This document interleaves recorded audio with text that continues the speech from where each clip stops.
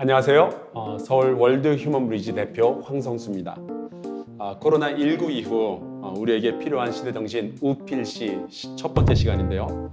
최근에 가장 핫한 책 언컨택트의 저자 날카로운 상상력 연구소의 김용섭 소장님 모셨습니다.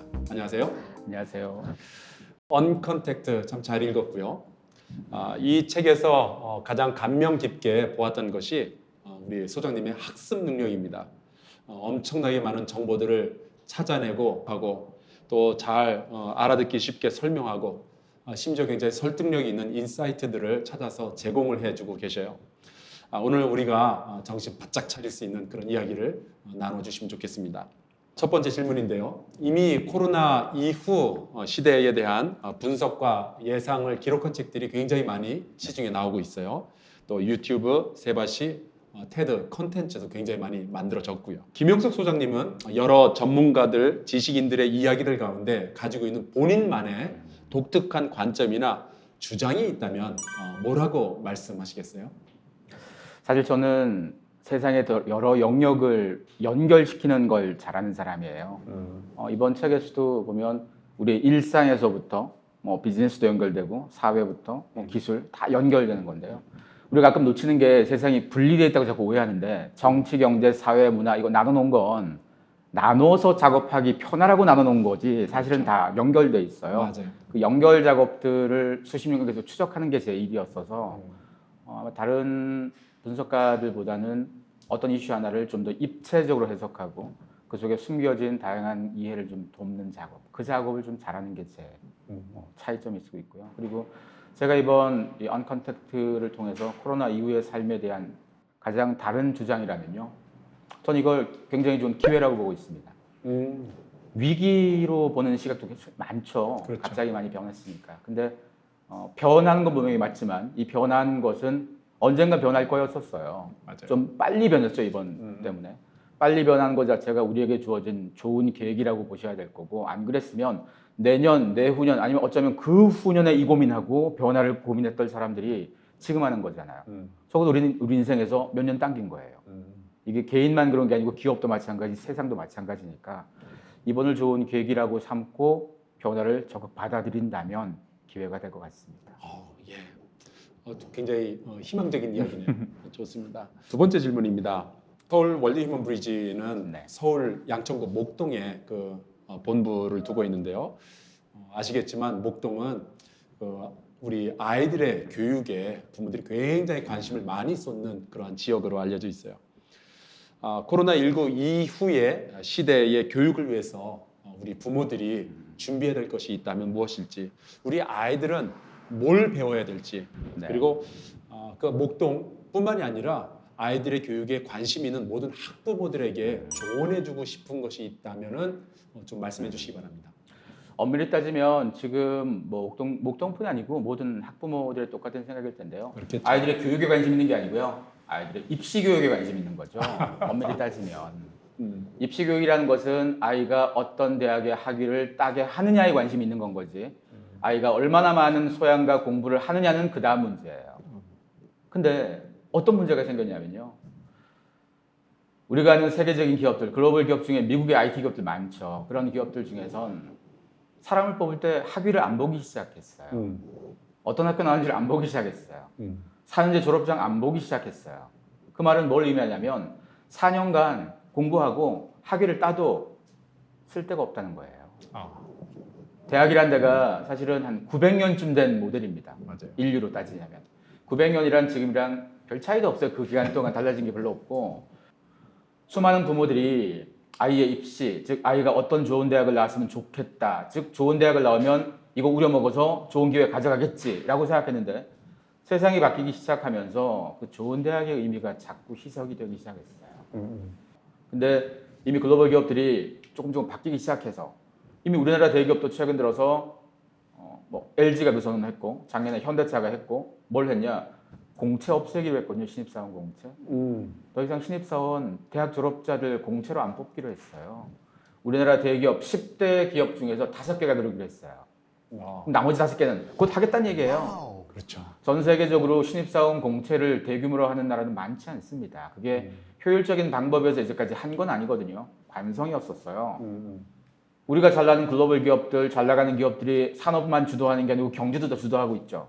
걔들 신입사원 공채 안 해요. 그런 식으로 뽑는다고 좋은 인재가 들어오는 거 아니거든요. 근데 우리는 보통 좋은 학교 보내면 좋은 학교 나오는 애들이 열심히 공부해서 좋은 기업하고 그것만 생각하겠죠. 엄마들이 생각하는 그렇죠. 아이의 교육이라는 거. 그렇죠, 그렇죠. 그게 깨지는 상황에 대해서 생각해 봐야 돼요. 이미 많이 깨지고 있는 거고 우리는 올해 내년만 얘기할 게 아니고요. 5년 뒤, 10년 뒤를 얘기해야 돼요. 왜냐? 우리 아이가 지금 중학생이면 내년에 바뀌는 게 아니고 5년 뒤, 10년 뒤를 봐야 될 거잖아요. 우리 아이가 지금 초등학생이면 더 멀리도 봐야 되겠죠.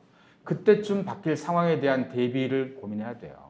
그렇게 하기 위해서라도 무조건 입시만 열심히 해서 좋은 대학 가면 끝이지라는 굉장히 안일한 생각을 버려야 됩니다. 그렇게 안일하게 굴다가 나중에 10년 뒤, 20년 뒤에 자녀가 엄마 말 믿고 그 전공 선택하고 그 직업 했다가 망했어, 나 책임져. 이런 얘기 들을 수 있다 이거죠. 그럼 적어도 아이가 뭘 하고 싶은지, 뭘 좋아할 수 있는지에 대한 관심을 더 가지셔야 됩니다. 지금은 평생 직장도 없고요. 평생 직업도 없어요. 한 직업을 우려먹으면서 이 회사 저기 옮겨가는 게 아니고 애초에 직업도 바뀌어야 돼요, 계속. 지금 우리도 이런 시대인데 맞아요. 우리의 자녀면 살면서 직업을 많이 바꿔야 돼요. 많이 바꾼다는 얘기는 새로운 걸 계속 배워야 된다는 얘기잖아요. 자기가 관심 있고 그나마 좋아해야지 배우는 걸 계속 해도 덜 지루하고 버티죠. 하기 싫은 거 그거 얼마나 배울 수 있겠어요. 지금 당장 바뀌진 않겠지만 우리는 우리 아이가 지금 당장 대학 가고 지금 당장 뭐 취직하는 건 아니거든요. 저도 5년, 10년을 바라보는 거면 그렇죠. 그 관점에 대한 준비를 지금부터 하자는 겁니다. 이런 반론을 할 수 있을 것 같아요. 대학이나 좋은 대학에 가는 게 반드시 지식을 습득하기 위함은 아니잖아요. 누구를 알 수 있느냐, 또 나중에 발생하게 될 선배 후배의 관계 등등. 요 사람의 관계는 그냥 그 무크의 단점 중에 하나는 혹시 그런 게 아닐까라는 생각을 할 수 있는 거죠. 그렇죠. 근데 사실 그게 과잉 컨택 시대의 가장 중요한 장점이었죠. 인맥이라는 거. 그렇죠. 끈끈하게 뭐 네. 내가 남이강 우리 뭉치고 뭐 그게 가장 나쁜 짓이에요. 지금 우리가 밀레니얼 세대라고도 얘기하고 지금 젊은 친구들이죠. 그 밑에 세대 지금 10대부터 20대 초반까지를 Z세대라고 얘기하는데요. 그들의 기본적인 태도에서 제일 싫어하는 게 낙하산이에요. 낙하산이라는 말은 뭐겠어요? 인맥의 도움을 받아서 뭘 해먹는 거잖아요. 그렇죠. 그게 공정하지 않잖아요, 사실.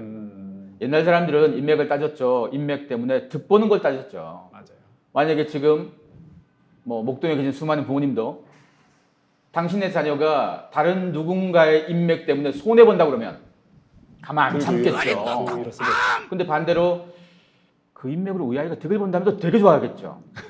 그게 되게 이율배반적인 태도 아니겠습니까? 네, 맞아요. 그러면 적어도 인맥을 통해서 득을 보고 주고받는 이 문화가 깨지는 걸 원해야 되는 건 거죠. 우리 다음 세대는 그걸 원하고 있고요. 그게 공정해지는 게임이에요. 잘하면 잘한 대로 평가받고 못하면 못한 대로 평가받아야지 못한 애가 잘한 척하고 잘한 애가 대접 못 받고 이걸 원치 않는 거잖아요. 언컨택트라는 건 기본적으로 사람이 눈앞에 없어도 즉 끈끈하지 않아도 잘하는 사람에게는 평가해 주겠다는 게 언컨택트 핵심이거든요. 와. 그러면 무크 대신 학위가 필요한 게 그 끈끈이 짬짬이 하려고 우리가 나중에 뭐 부정비리 저지르려고 끈끈하게 인맥 쌓으려고 그걸 얘기하면 안 되는 거죠. 그렇죠. 그게 어찌 보면 시대 사고적 관점일 수도 있는 겁니다. 월드 휴먼 브리지는 네. 그 이름에 브리지가 들어가 있잖아요. 그러니까 브리징 하는 게 사명입니다. 네. 사람과 사람을 연결해 주는 것이 우리의 사명인데 코로나19 때문에 언컨택트가 시작이 됐어요. 근데 소장님 책에 보니까 네. 이렇게 쓰셨더라고요. 언컨택트는 단절과 고립을 피하기 위한 트렌드다. 그런데 동시에 이런 질문도 던져 놓으셨어요. 사람은 사람과 어울리며 살아야 한다는 말은 언제까지 유효한 것일까? 연결을 사명으로 삼는 NGO들이 한국에 굉장히 많을 거라고 생각을 하는데 그런 NGO들을 위한 조언을 해주시면 좋겠습니다. 사실 사람에게 사람은 늘 필요하죠. 우리는 앞으로도 영원히 사회적 동물로 살 겁니다. 네. 그런데 연결의 방법을 고민하셔야 되는 거잖아요. 우리가 과거에 했던 연결의 방법이 있다면 그 방법은 상황이 바뀌고 시대가 바뀌고 사람이 바뀌면 방법의 변화가 필요할 수도 있잖아요. 언컨택트라는 것은 사람이 필요 없다가 아니고요. 과잉되었던 컨택트를 좀 줄이자는 의미이기도 하고 연결하는 방법을 좀 달리 바꿔보자는 의미이기도 합니다. 이제까지는 우리가 연결할 때 있어서 뭐 인간적 정도 중시했고 뭐 끈끈하게 했다면 그걸 부담스러워하는 사람도 되게 많았었다 이거죠. 우리가 집단주의적 환경에서 오랫동안 살 때 지금 이웃 사촌도 없잖아요, 우리는. 그런 거 할 때는 뭐 아주 작은 관심 갖고도 막 모였었어요. 왜? 우리가 같은 동네에 살고 같은 아파트에 살고 뭐 끈끈한 게 있었거든요. 그게 사라진 시대가 되면 가장 중요하게 생각하는 건 자기 자신이에요. 그러면 자기 자신이 쳐놓은 울타리 안으로 누군가 함부로 들어오는 게 굉장히 불편할 수도 있어요. 아무리 좋은 의도로 할지라도 연결을 위한 방법에 있어서는 상대방의 입장이 고려돼야 되는 거잖아요. 그래서 이제까지의 연결의 방법이 과거에 우리가 도와준다 이런 느낌이었다면 도와준다라는 것도 굉장히 시각에 따라서는 폭력적일 수도 있어요. 그래서 사람의 연결은 앞으로도 필요합니다. 다만 연결의 방법에 대한 새로운 게 없을까를 고민하는 게 필요할 거고 언컨택트는 접촉은 줄어들지만 대신 커넥트는 더 많아질 거예요. 그럼 오프라인 무조건 좋고 가까이 연결되는 거 접촉 이건 좋고 온라인 그건 정도 없고 그건 아니죠. 온라인 네트워크에서 연결된 사람들도 서로 일면식 없는 사람들도요. 그 연결된 걸 가지고 사실은 기부도 할 수 있고 무슨 뭐 나쁜 일이 생겼을 때 같이 모여가기도 하고 그 사람들이 네트워크에서만 봤지 현실에서는 본 적도 없는데 그 현장을 돕겠다고 간 그 현장에서 만나는 건 거죠. 맞아요. 이런 사람들은 그럼 우리가 과거의 관점과는 다른 시각으로 봐야 될 거잖아요. 무조건 컨택은 좋고 언컨택은 나쁘다 이것도 지워야 될 태도고요. 언컨택의 핵심은 사람을 버리자 안 본다 이게 아니고 보긴 보는데 과잉된 컨택에 대한 불편함을 좀 지우자 이게 더 의미 있는 방법입니다. 뭐 제 아들이 어느 날 네. 갑자기 호주에를 가겠다 그러더라고요. 왜 그러냐? 그랬더니 친구를 만나러 간다는 거예요. 네가 호주에 무슨 친구가 있냐? 그랬더니 리그 오브 레전드라는 게임을 하면서 사귄 친구가 있대요. 제가 그랬어요. 야, 얼굴도 한번 본 적이 없는 애를 어떻게 친구라 그럴 수 있느냐? 그랬더니 제 아들이 했던 말이 있어요. 자기는 전장에서 같이 죽고 같이 살았다는 거예요. 그 친구는 전우라는 거죠. 이게 가능한 얘기인가? 근데 실제로 그런 일들은 벌어질 수 있고 어쩌면 굉장히 의미 있게 그럼요. 우리에게 다가올 수 있다라는 이야기죠. 그래서 보통 우리가 자기가 살아왔던 환경과 시대가 왜 중요한 건가 하면요. 우리는 거기에 적용을 받아요, 자꾸. 세대 차이라는 말이 나올 수밖에 없는 게 그거거든요. 각 세대가 다른 삶의 궤적이 있다 보니까 그 세대는 당연한데 다른 세대는 당연하지 않는 것들이 있어요. 사실 전쟁, 전후하면 베트남전 나간 사람 얘기 같이 들리지만 그러게요. 게임 속에서도 전후가 있다 이거죠. 요즘 게임 속에서 같이 어울려서 친구 맺는 경우 굉장히 일반적이에요. 그걸 나이 든 사람들은 머릿속에 게임은 오락실 이런 것밖에 몰랐다니까 게임은 나쁜 거, 이 나쁜 놈들. 네. 그런 시각 자체가 오히려 그들하고의 관계 말 그대로 브릿지를 안 하겠다는 의미잖아요. 우리는 누군가하고 연결되겠다면 우리의 시선으로 그에게 가는 게 아니고요. 그의 시선으로 가져야 돼요. 그게 같은 언어를 쓰는 의미가 되는 거죠. 그와 내가 다른 말을 한다면 아무리 가까이 있어도 통하는 게 없잖아요. 그럼 적어도 그가 어떤 사고를 가지고 어떤 삶을 사는지의 이해 폭을 가지고 다가서야지 그게 다가서는 의미인 건 거지. 그는 뭐 하는지 관심 없고 내게 무조건 오르니까 받아. 이거는 다가서는 게 아니고 그냥 폭력적인 접근이 되는 거죠. 이 언컨택트라는 책에서는 이제 일상 그리고 비즈니스 그리고 공동체 언컨택트 트렌드에 대해서 다루셨는데요. 그 가운데 이제 재택근무에 대한 이야기가 이제 자세하게 나오고 있었어요. 근데 이 재택근무나 여러 가지 언컨택트 트렌드로 인해서 발생될 이 가정의 변화가 분명히 예상이 되거든요. 기업도 정치도 종교도 이제 가정이 기본으로 되어 있는데 포스트 코로나 시대 가정은 어떠한 모습이 있을까? 예상되는 문제는 뭐가 있을까? 혹은 해결책 같은 것이 있는지 여쭙고 싶습니다. 사실 재택을 하게 되면 그러니까 집의 역할이 바뀌는 거죠. 그동안의 집은 그러니까 출근하고 집은 비어있는 공간, 잠자는 공간, 가족을 위한 공간이긴 하지만 그 가족의 삶에 있어서는 굉장히 제한적인 역할을 하는 데가 집이었었어요. 나머지는 다 밖에서 각자 노는 거죠. 그렇죠. 애들 학교 가 있고 다 직장 가 있고 하면. 근데 재택을 하거나 원격 수업을 한다거나 이렇게 되면 모든 기반이 집이 돼버리는 건 거죠. 음. 그러면 집에 머무는 시간이 많아진다는 얘기는 집을 꾸미는 데 투자하는 것도 많아질 거고 아. 집에 있는 사람끼리의 관계가 더 중요하죠. 음. 그동안은 부모 자식이 밥 같이 안 먹는 경우 되게 많았어요. 그랬죠.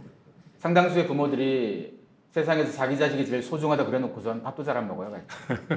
밖에 나가서 회식은 해도 아, 가슴 아프네요.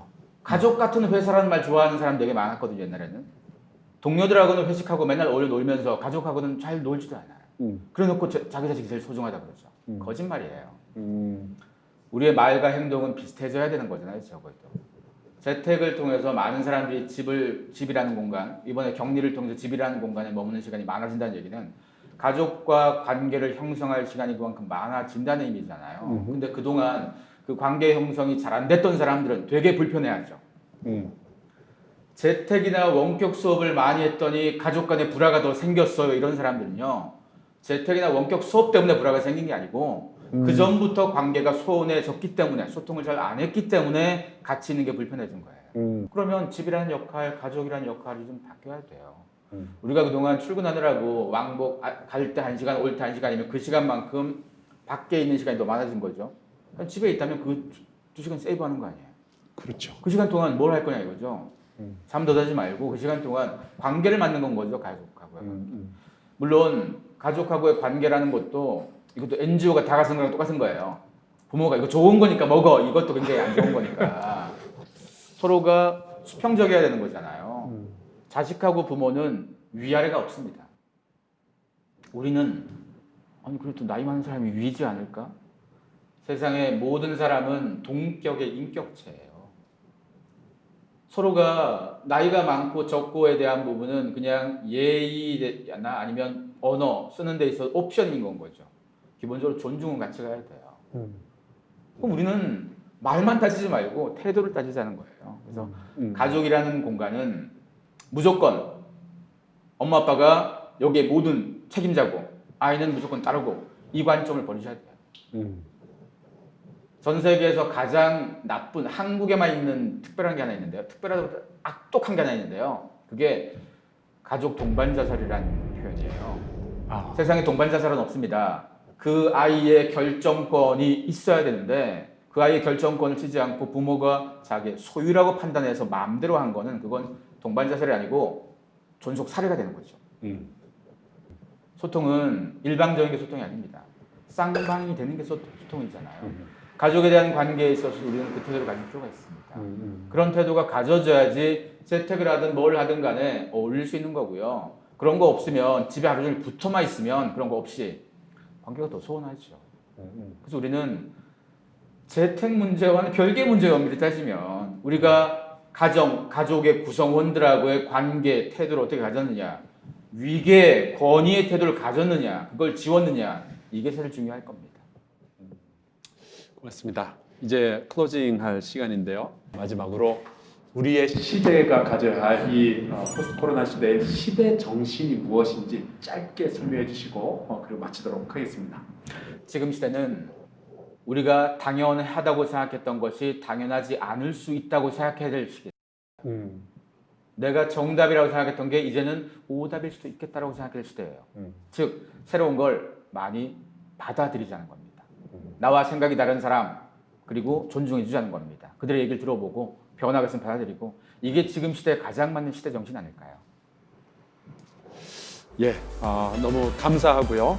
우리 좋은 말씀 들려주신 날카로운 상상력 연구소의 김용섭 소장님 감사합니다.